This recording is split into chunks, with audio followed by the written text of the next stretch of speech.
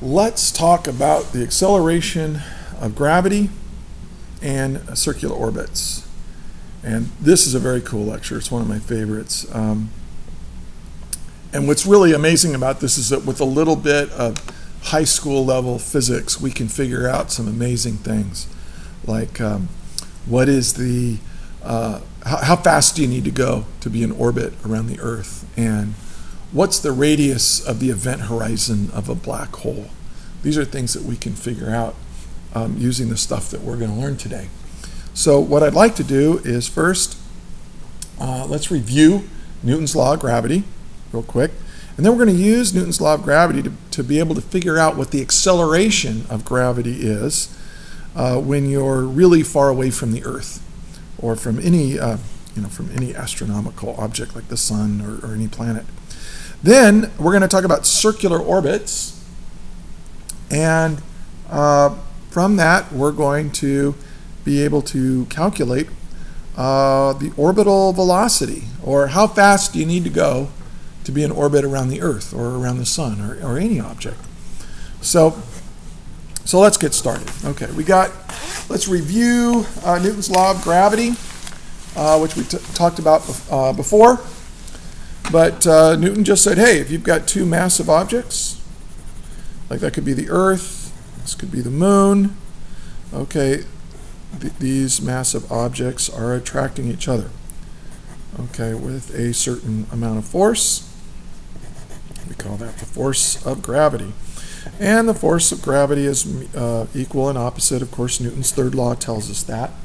And that force of gravity is going to be equal to the universal gravitational constant times, we'll call this M1 and M2.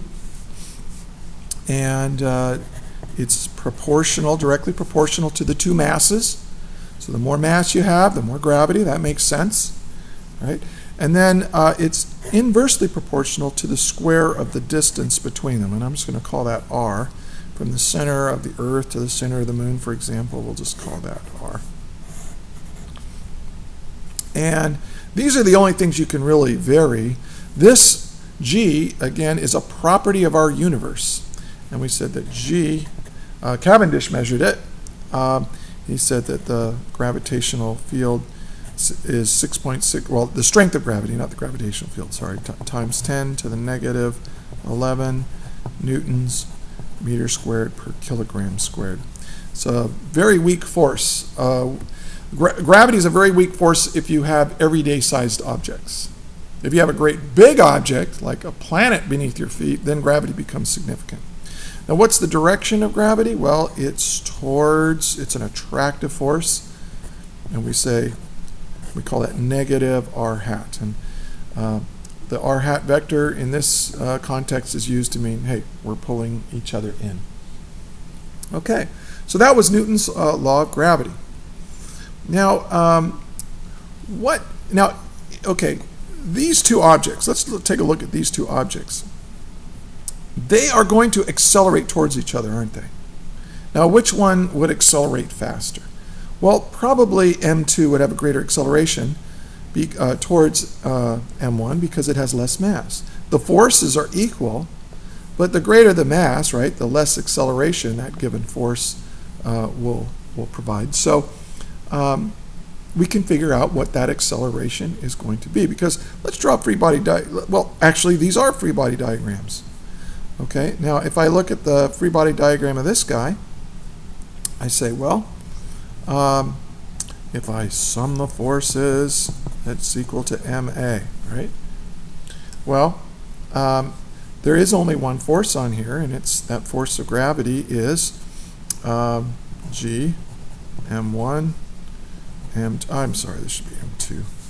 M1, M2 over R squared. That's the magnitude of that force, and that will be equal to MA. Now, what should this mass be? Well, if we're drawing a free body diagram of M2, this is the mass that's being accelerated. This is the quantity of mass that this force has to accelerate, so it's going to be M2. And of course, oh, and look what happens. The M2 cancels, doesn't it? And so we can say the acceleration of object 2 is going to be equal to g m1 over r squared. So notice that the acceleration of object 2 depends only on the mass of object 1. Okay, and that's really important, and how far apart you are. Now, what about we can do the same thing over here. If I say, well, the net force is the sum of the forces on object 1. It's going to be equal to ma. And so, well, that force, there's only one force, and that's g m1 m2 over r squared equals, well, this is ma, right? But what mass is being accelerated here? m1. And times a. So the m1 cancels. And so the acceleration on this guy is going to be equal to g m2 over r squared. And this is the acceleration on object 1, so I'll call that a1. And so look, the acceleration on object 1 depends on the mass of object 2. Just the opposite of this. Now these are, of course, the accelerations due to gravity, so we'll just call that g. So the acceleration of gravity is equal to the gravitational constant, and I'm just going to call this m over r squared. This is the mass of the object whose gravity is pulling on us, or on this object that's being accelerated. So this mass right here is not the mass of the object being accelerated. It's the mass of the object that's causing the gravity that's causing the acceleration. Okay? So just think about these guys when you think about this. And this will become pretty obvious when we start solving problems. So that's the acceleration of gravity. And we'll actually use this in an example here. Well, we can do that right now. Let's use this idea right here to figure out what the mass, what is the mass of the Earth. Okay, so let's do that right now. What's the mass of the Earth? See, when Cavendish calculated the universal gravitational constant, he allowed us to measure the mass of the Earth, or calculate for it the mass of the Earth. So thank you, Cavendish. Good old Henry. All right, so let's suppose that I have the Earth. Here's the Earth. And on the surface of the Earth, I have a 1 kilogram mass on the surface of the Earth. Obviously, these are not drawn to scale. Okay, so here's the Earth. Here's this is on the surface of the Earth. Well, we actually have been able to measure the radius of the Earth. You need to know what the radius of the Earth is. Here's the radius of the Earth. And it's 6.37 times 10 to the 6 meters, or 6,370,000 meters, or 6,370 kilometers. But we want everything in meters, so let's use scientific notation. And it varies, of course, a little tiny bit. If you measure to the North Pole, it's a little bit less. If you measure from the center to the equator, it's a little more because the Earth spins, so it bulges a little bit. And there's mountains and oceans and stuff like that, so it varies a little bit. But hey, this is pretty good right here.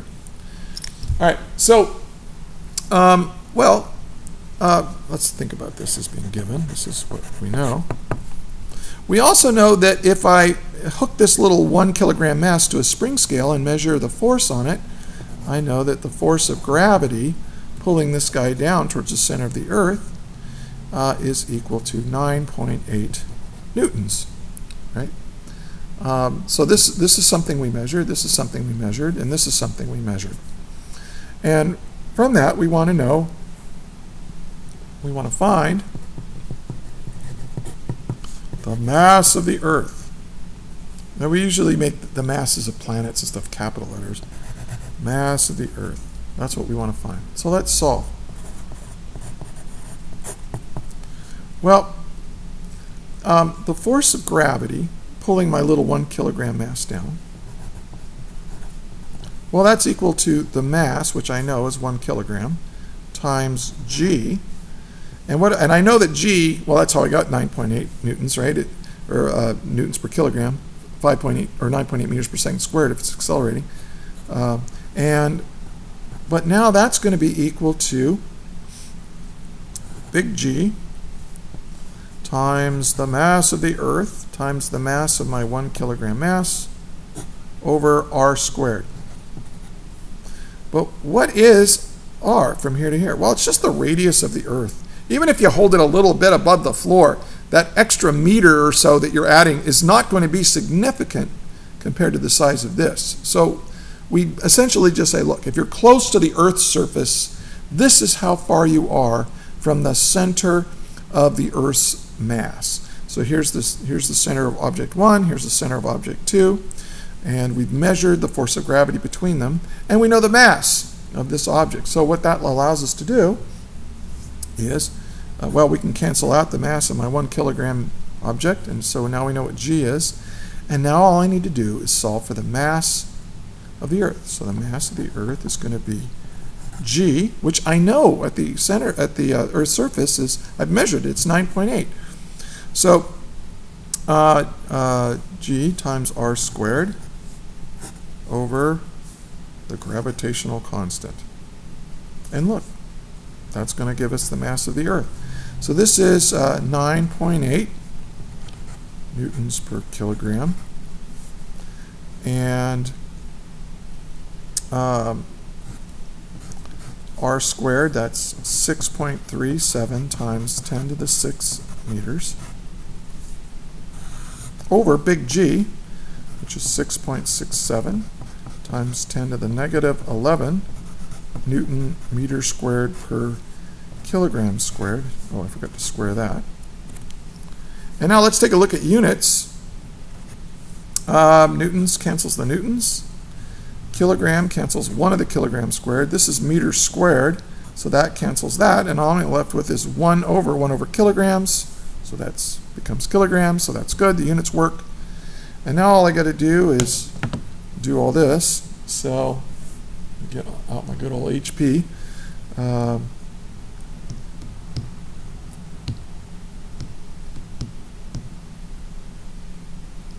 Times 10 to the 6th. I got to square that guy, and then I have divide by that.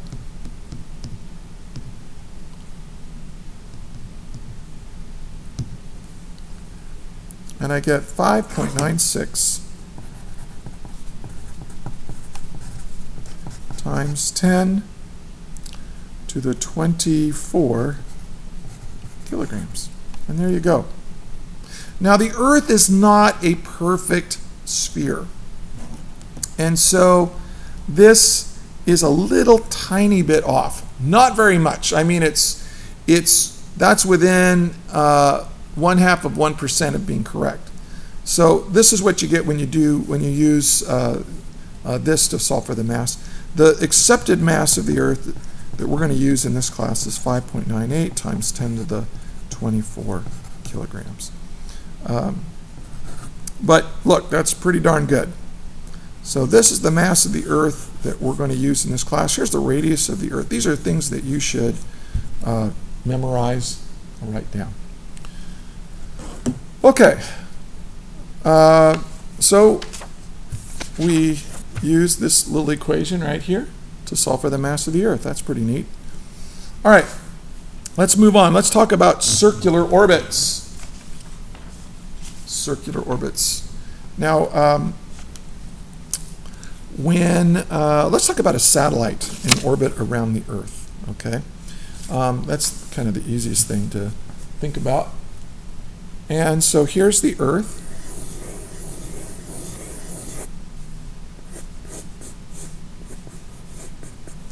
And here's my circular orbit around the Earth.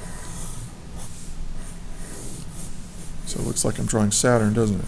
But I'm just drawing the path of my satellite. So here's my little satellite, M. Here's the mass of the Earth, big M. Now,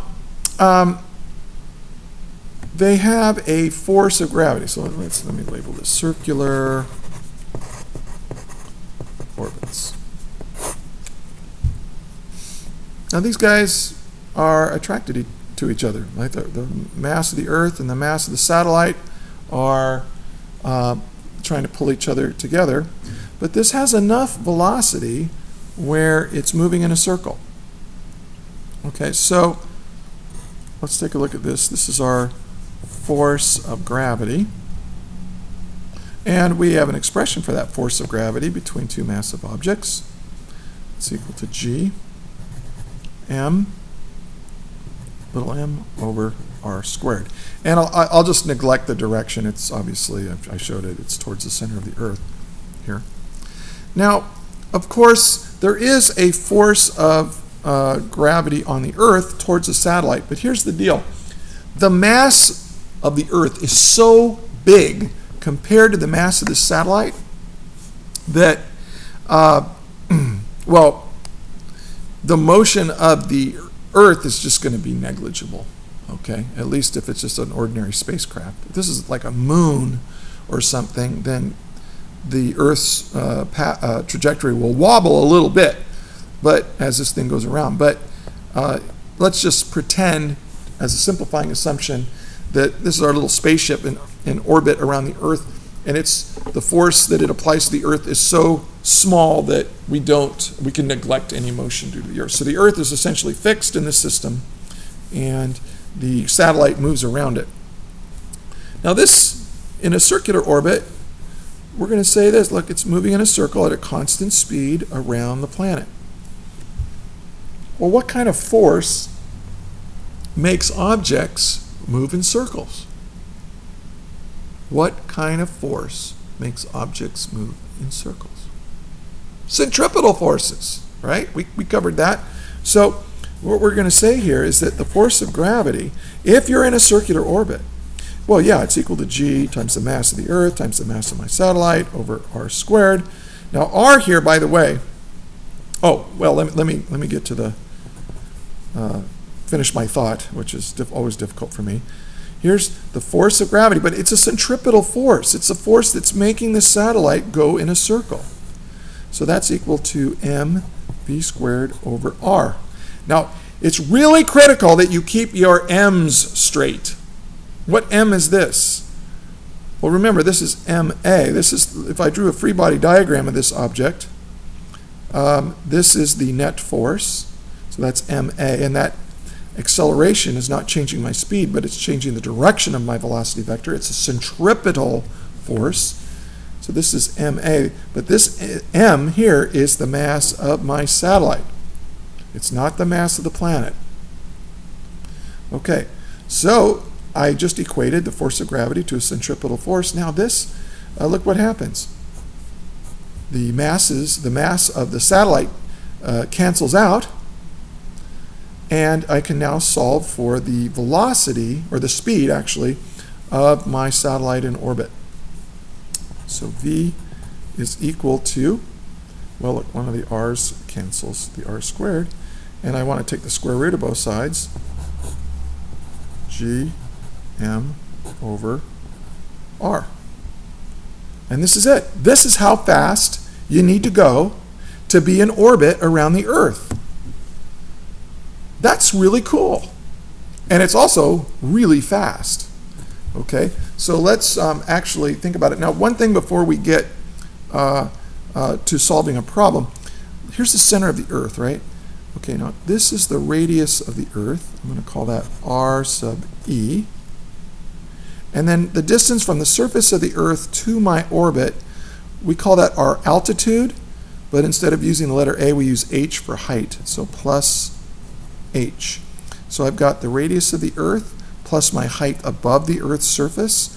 So we can say that r, my orbital radius, that's what little r is the radius of my planet, in this case Earth, plus my height above the planets. surface. And so you can take this and plug it in there if you want to. But this is the orbital velocity equation. Very cool little equation. So one might ask, how fast do you need to go to be in orbit around the Earth? Okay, well, let's talk about going into orbit around the Earth. And then we'll actually calculate the speed they need to go. So here's, imagine a little picture here. Here's the Earth, and we want to put something in orbit around the Earth. So what we do is, on top of the Earth, this is a cannon. Okay, and so what we're going to do is we're going to shoot, here you are standing on the top of the Earth. Okay, this is not drawn to scale, obviously. And you have your cannon, so you load in a cannonball, and you fire it. And what is that cannonball? So it's you're firing it horizontally with respect to the Earth's surface, right? And what does it do? It goes, right? So it falls down. Earth's gravity pulls it down to the ground. All right, so you go, okay, well, that was cool. Well, let's put in more gunpowder. Put in more gunpowder into your cannon and shoot it so that when the cannonball comes out of the cannon, it's going much faster. Okay, so imagine that now.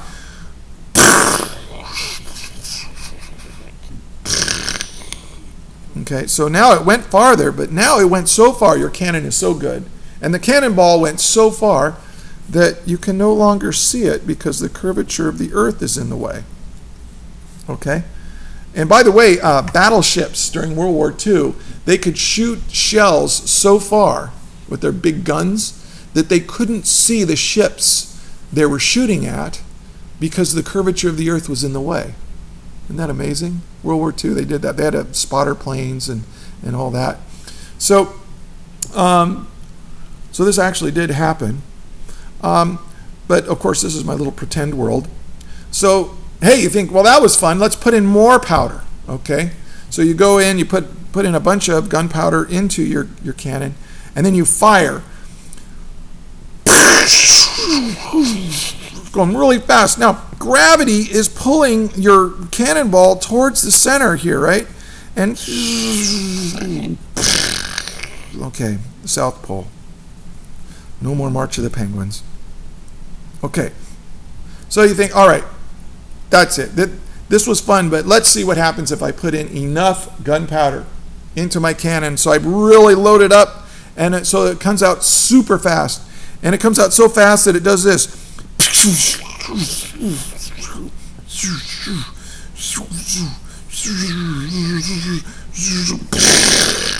Okay, well, maybe you duck. Okay, don't let it hit you. So you duck, and so what happens is that my shell, my cannonball, falls around the Earth forever. So gravity, yes, gravity is pulling it down. There's a significant amount of gravity there. But that gravity is changing the direction of the velocity vector, but the curve of the trajectory matches exactly the curve of the Earth, so you never fall down. Now, there is one problem in my little story here. You could actually do something like this on the moon, but you can't do it on the Earth because the Earth has an atmosphere. If you were to do this in the atmosphere, if you were trying to shoot a shell out of a cannon, like let's say you climb up on top of a mountain and you shoot the shell off the top of the mountain fast enough so that it could go in a circular orbit, you're going to die because that cannonball will come out of the cannon so fast that it will compress the atmosphere in front of it so rapidly. And remember, a compressed gas gets really hot. In fact, it gets so hot that that heat radiates into the cannonball and vaporizes it. And you get a colossal explosion that will take out the cannon, the cannonball, and you. So in order to go fast enough to be in orbit around the Earth, you have to get above the atmosphere. So you've all seen movies of launches like the Apollo missions or a space shuttle launch. here's the Earth. Okay, maybe this, and here's the atmosphere. The atmosphere is actually very thin compared to the radius of the Earth. Okay, so it would look something like this. And of course, it's much thicker down here than it is up here, and then it just gradually kind of gets thinner and thinner. When you watch a launch of a rocket, and this is again not drawn to scale, here's my little rocket. It fires its engines and it starts accelerating upwards. Why do rockets, for the first part of it, go almost straight up? Because they need to get above the atmosphere. So what they do is they go, when they launch, they launch and they go up, but then pretty soon they start pitching over. But they're mostly going up. They're mostly going up because why?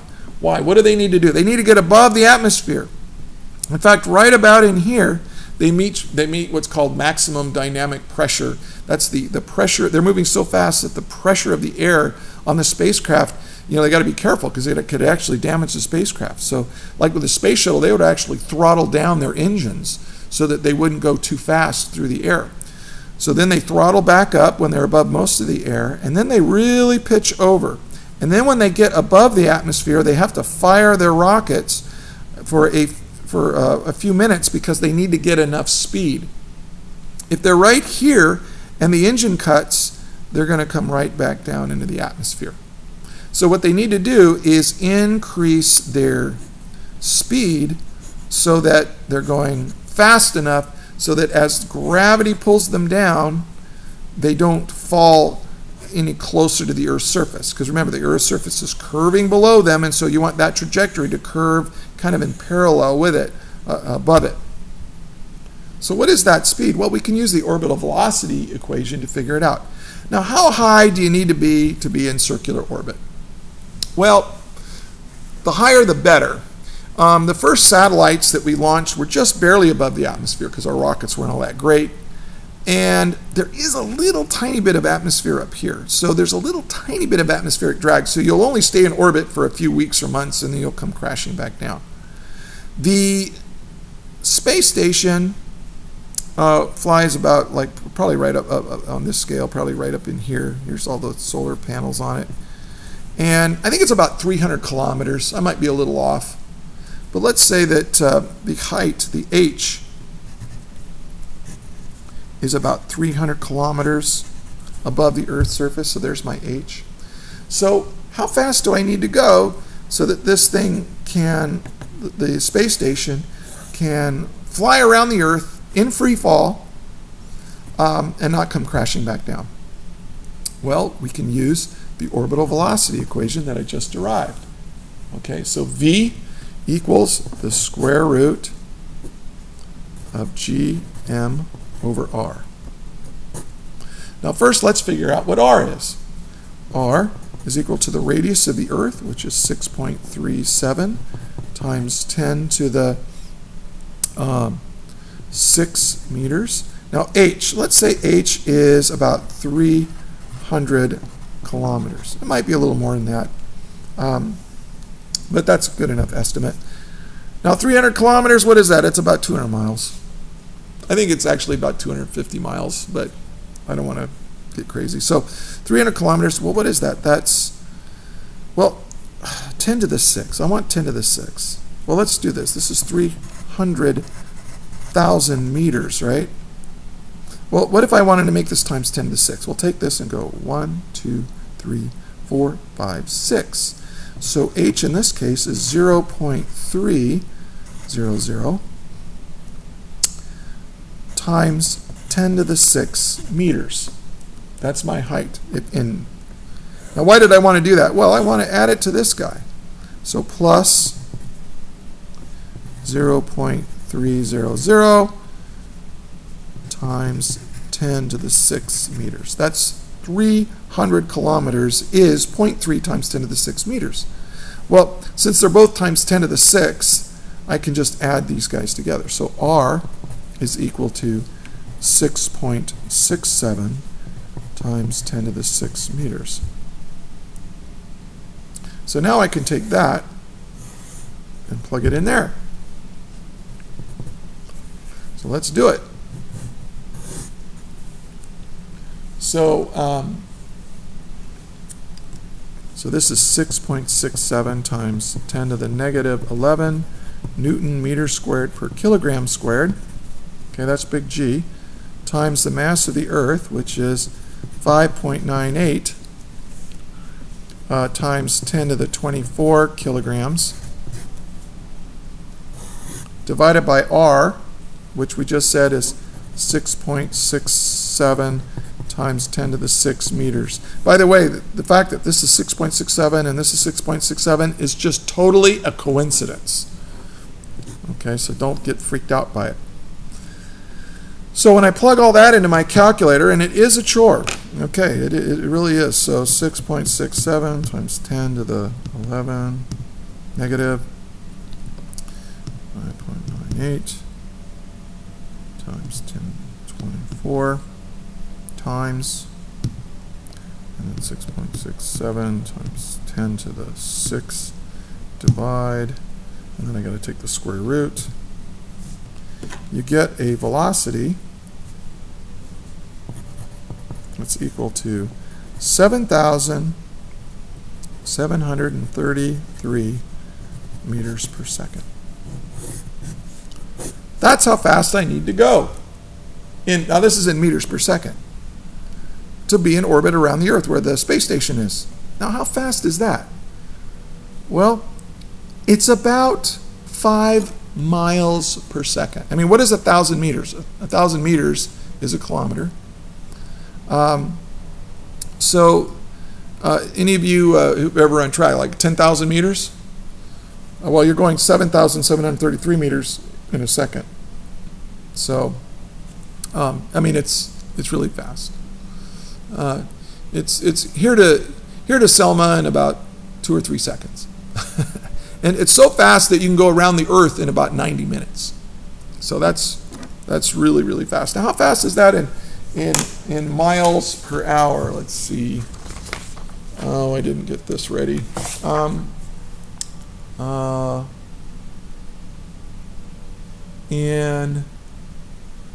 mile per hour is 0.447 meters per second.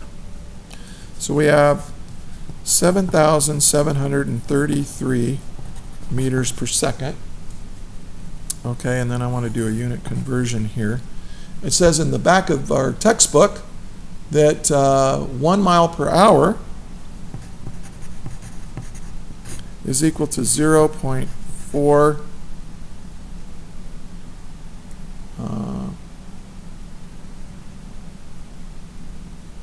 47 meters per second. Okay, so that'll cancel. And so if I take my answer and divide it by 0.447, I get 17,300 miles per hour. So it's a little bit, the higher you go, the slower your orbital velocity is going to be. Obviously, right? The higher you go, the bigger R is.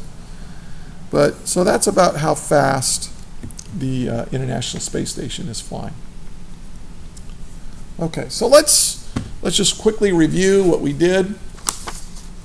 Okay, we took a look at Newton's law of gravity. We related it to the acceleration of gravity, and then we related this to circular orbits. Now I'm going to do one last thing. I'm going to show you a string of equations that are really handy to kind of summarize all of this. The force of gravity is equal to mg, right? Let's say I have an object and that there's gravity on it. And now this is going to be equal to g mm over r squared. So if I've got some object with a mass of little mass of m, the force on it is due to some other object with mass, like the Earth or something, an asteroid or a moon or something that's pulling on this mass. And so by canceling out those masses, I can get what the acceleration of gravity is on this little mass. Now, if you have a circular orbit, then this is equal to mv squared over r. Oops, sorry. So you have to know that this is only true if this little mass right here is in a circular orbit around this big mass right here. And from that you can get v equals the square root of gm over r, the circular orbit equation. So that summarizes everything very nicely. And that's it for now. I hope someday you get to go this fast in orbit around the Earth. That would be cool.